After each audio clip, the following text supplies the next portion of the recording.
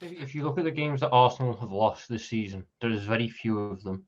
But the games they lost at Newcastle and at Aston Villa were games where their striker wasn't involved enough. So they had to force creativity from wide areas. And against Villa, they should have scored. Martin Odegaard should have buried one of the two big chances he had, but he didn't.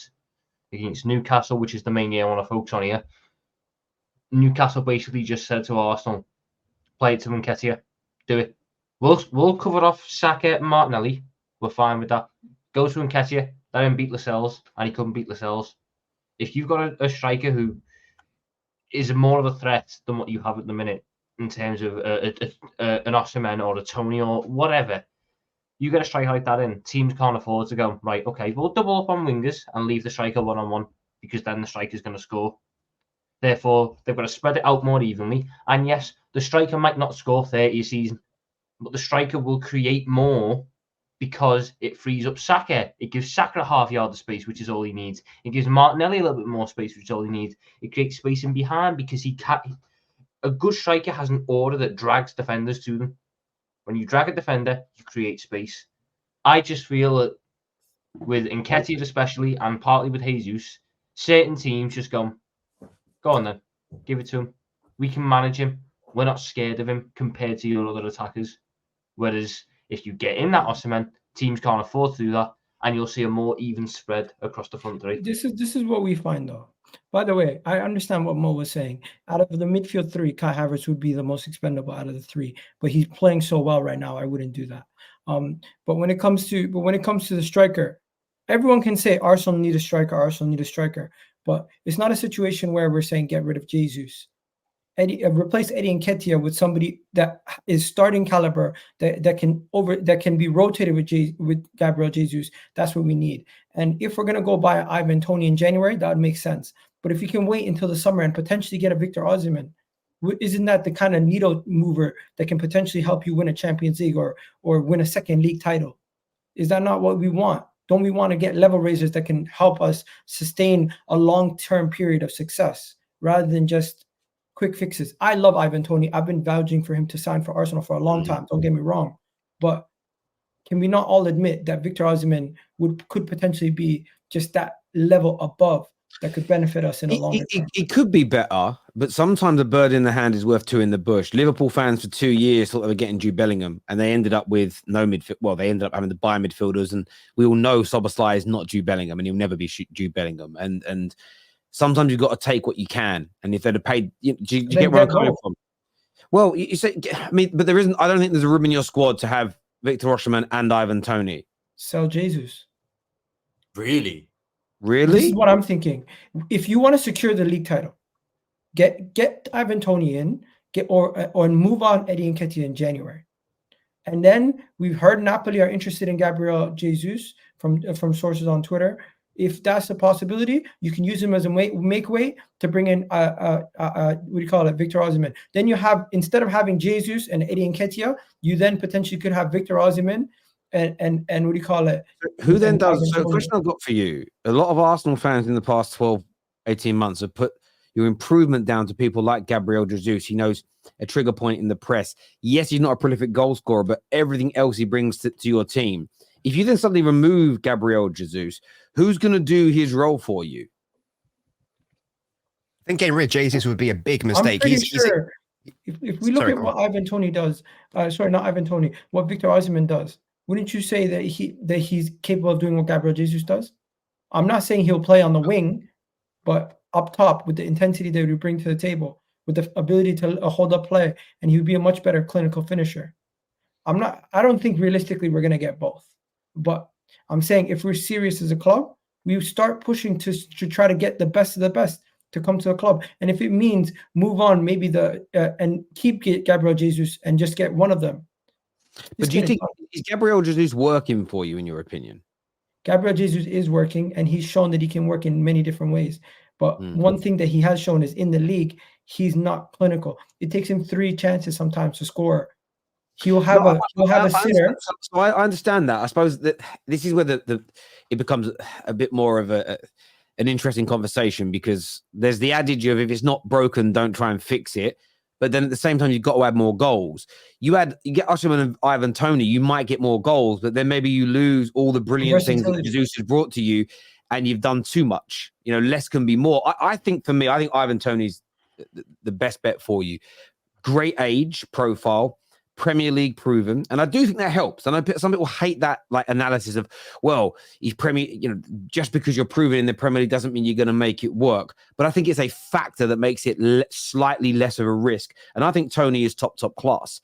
I also think with Ivan Toney, you can play him and Gabriel Jesus together at times, with Jesus dropping a little bit deeper as an example. I also think keeping Gabriel Jesus is important, because if anything happens to your wide players, he can go into them positions. You get rid of him, even if you sign Ivan Toney and both Victor Osimhen, you suddenly get two wide players out injured, you're short. You're really going to be short. And so yeah, I think one of the two is needed. You could, but I don't think you can wait into the summer. And Osimhen has just signed a new deal. I don't see him leaving in January. And I think that you guys have got a brilliant chance of winning the league this year.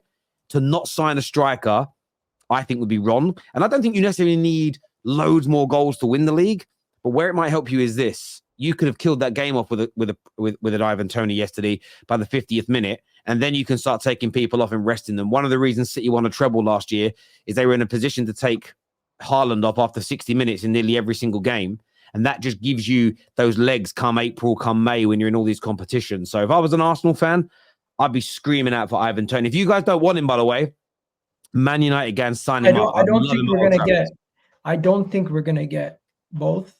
Just to reiterate that, Terry, I was kind of being over top there. But when it comes to what I would like us to at least get one of them. And if you can get Ivan Toney in January, he wouldn't be the priority signing right away. But if it can happen, why not? And I think that would push us on not only in the league, but potentially in all competitions.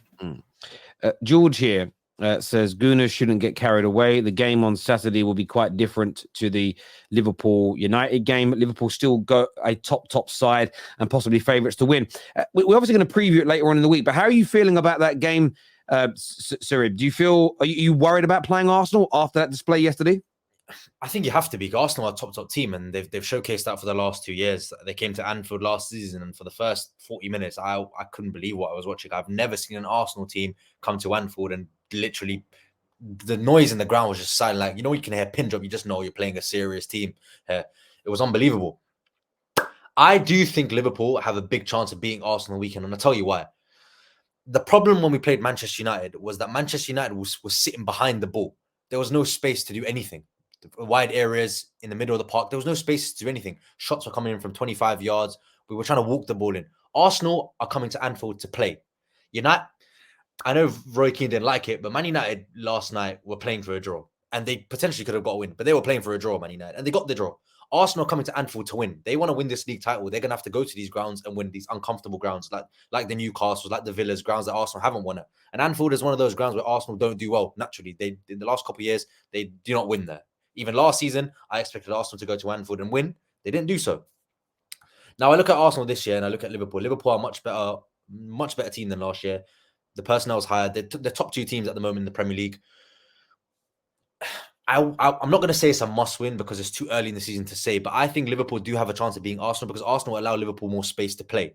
They will allow Liverpool chances in the game because it's going to be an open game. Arsenal are not going to sit behind the ball. They're going to create chances themselves, but they're also going to be more dangerous than Manchester United. And that's where I think Liverpool will get exposed. I think if Arsenal have the chances that Manchester United got last night, they could be 2-3-0 up. And Gary Neville said it on commentary as well. This Arsenal team could go to Anfield and pull Liverpool apart. But on the other scale, Arsenal will give Liverpool space and Liverpool can do the exact same thing. So I don't know, Terry. Where do you stand? I couldn't tell you. Right now, the hope is telling me we're going to win. But if I'm being completely honest, Arsenal are a scary team to play at this moment, man. I think we might actually surprise you with our game plan. We've been a lot more reserved in some of our games. Against Tottenham at home, against Man City at home, against even Manchester United in the first half at home. We were very reserved, calculated, and took our chances when we could. And we didn't really go gung-ho. We didn't really go too attacking. We actually conceded possession even at home to these other top six opponents. So I don't think we're necessarily going to come to your ground and be as imposing as we tried to be in the first 20 minutes in that last game. We might actually start off the opposite. We might give you most of the ball and be like, you come break us down. and it will be a situation where it won't be as open as you think. It will actually be much more closer to a defensive battle for us, where we just try to nick it. And I don't think we're going to come there trying to smash you with 3 goals early in the game at all. I think we're going to try to do the exact opposite this time. I think for me, like what's more just from an Arsenal perspective, Igal can disagree with me if he wants to. I think Arsenal can go to Anfield and lose and it'd be fine. Yeah. For me, it's more important for Arsenal to put in a good performance than get a decent result. I think that's more important from a sort of a mentality. Why can't we get both? No, absolutely. I'm just saying that, if there is a situation where, let's say, Liverpool win 1-0, for argument's sake, that's not a bad situation to be in, so long as you gave a good representation of yourself and put in a good performance. And I think it will demonstrate, to non-Arsenal fans that obviously the sheer amount of growth that's happened in that Arsenal side, from last season to now. So yes, even if like Arsenal lose, for me, as long as you put in a good performance, I actually don't think it's that detrimental. Obviously, you don't want to lose, whatever. But as long as you don't, as long as Liverpool don't turn you over, which they won't, but as long as like Liverpool don't dominate you or whatever, I think if you're an Arsenal fan, even if you lose, I think you'll be happy because it's like, wow, Anfield, one of the hardest grounds. Look at how much we've grown from last season. On this ground where we threw it away. Now we've given a good regard of ourselves. So yeah, it's massive. I think that's where a lot of people stand on the fence of Arsenal, because we're still yet to see Arsenal go to a Man City or a Liverpool and completely outplay them and win. They went to the Etihad last season. You can say they had injuries, but they were taken apart. They went to Anfield last season. They didn't win. Arsenal go to Anfield and win the game. I put them as favourites to win this league title. I think a lot of people may if they beat you. I think if you guys do, they have a statement performance and victory, a lot of people will do that. But I also understand where Nobbins is coming from. I agree. This weird notion that if Arsenal don't beat Liverpool, that means they can't win the league. I swear I've seen City win multiple Premier Leagues where they've lost at Anfield or had bad performances at Anfield. It's not... Again, we're falling into this trap as football fans. Now do analysis, thinking of one bad result equals 0 achievements will happen now this year. I don't think it's as simplistic as the league. It's not a cup game. You're right. If they can't win away at the big teams, it makes it hard for them to win the Champions League because you've got to go away to the big teams generally in those games. But in the league, they don't have to beat Liverpool and they can still become champions of England. But if it goes the other way, that's the irony of it. The same people that will say if they don't win, that means they can't win the league. If they win, we'll say it's only in December. And again, that's the problem with that type of analysis. The pundits do it. The people that hate and are scared of Arsenal. There's a lot of fear that Arsenal could win the league this year. And it's worrying people. It certainly is. Let's get some super chats here. First one says, Arsenal will employ the same tactics we did against City at home. I wouldn't bank on Liverpool having too much space. Facts. Yeah, I think they should nullify the space. No, Igal, we cannot get rid of Jesus. He's far too important. If anyone needs to go, it should be Nketiah. Yeah, that's the guy you sell. You sell Eddie Nketiah. To be fair, I implied that we would get rid of both in that situation. Okay. Respectfully disagree, Igal. We are flying because of Jesus, is what Pete says here. This is a stupid take. We need to get rid of get me either Victor for Eddie or keep Gabby, is what Eduardo says. Igal, sell Jesus, my guy. What is what Michael says? Arsenal should sell Jesus for Victor Osimhen. Just to be clear, for anyone who's flipping out. Arsenal should keep Jesus though, because he offers you something different. The one you want to get rid of is Nketiah. No, I'll get rid of both. Igal loves Nketiah. No, I implied that I'll get rid of both in that scenario. No, but then who's the backup? You need 2 strikers. Ivan Toney and Victor Osimhen. Well, it's both. Right, both of them aren't going to be happy then, are they? Jesus can at least be flexible and play on the wings. He offers you something different to play as a false. Victor Osimhen is a traditional forward, but Arsenal will still need that something different. They'll still need that something different in a Jesus to be that false 9 player, because Arsenal still need a false 9 player. That's how you can ultimately get the best out of your wingers when they get to push into the middle and be close to goal. Yeah. So I don't see why Jesus is the one you get rid of. It'd be Nketiah. I'm not even going to lie to you. It's a mute point. I'm not even going to go too far into it. Gabby Jesus can play right wing. That fixes our backup for Saka. Jay here says, one of our members, thank you, bro. A member for 4 months, thank you. He says, Havertz hasn't been amazing, but his role is important.